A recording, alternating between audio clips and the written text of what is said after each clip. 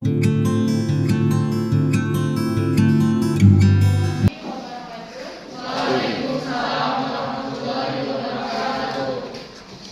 nomor absen ganjil ya? Oke, absen dulu ya.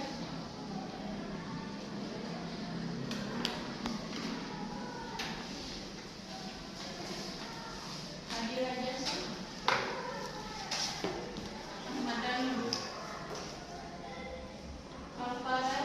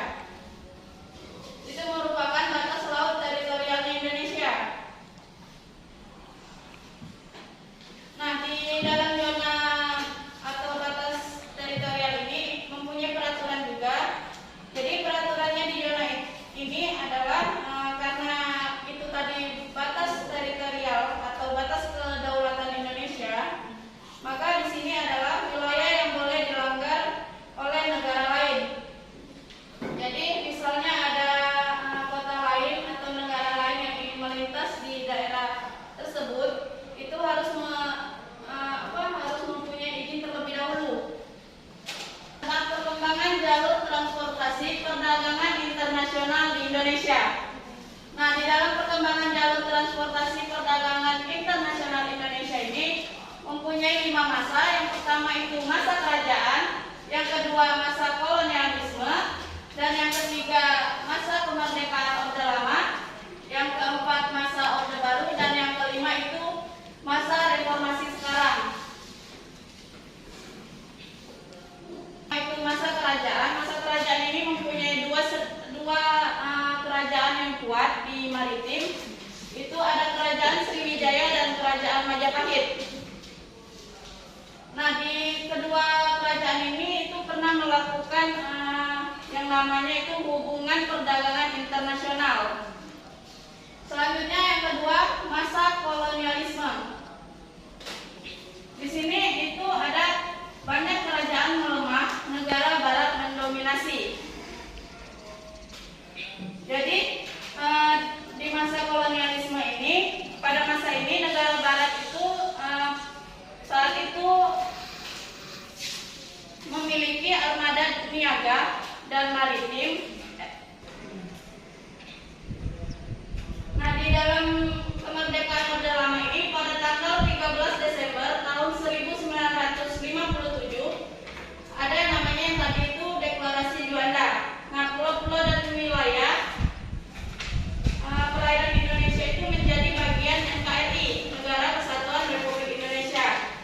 Nah, deklarasi ini 1982 yang tadi dijelaskan itu mengenai Indonesia itu menyemangati yang namanya UNCLOS tadi, yang Ibu telah jelaskan tadi.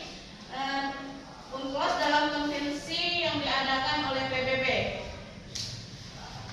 Selanjutnya itu yang kelima itu masa reformasi sekarang. Masa reformasi sekarang. Nah, rencana pembangunan konsep laut tol itu ada beberapa negara yaitu yang mempunyai rencana pengembangan konsep laut tol. Di sini ada Kota Indonesia. Yang mempunyai rencana pengembangan konsep laut tol itu ada negara Malahayati, yang di Pulau Sumatera ini ada yang namanya Belawang atau Kuala Tanjung. Yang ketiga itu Batu.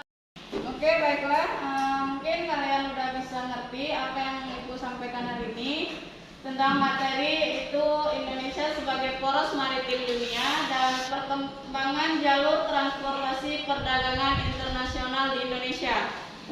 Oke, baiklah, mungkin sampai situ saja materi yang Ibu sampaikan. Ibu akhiri, wassalamualaikum warahmatullahi wabarakatuh.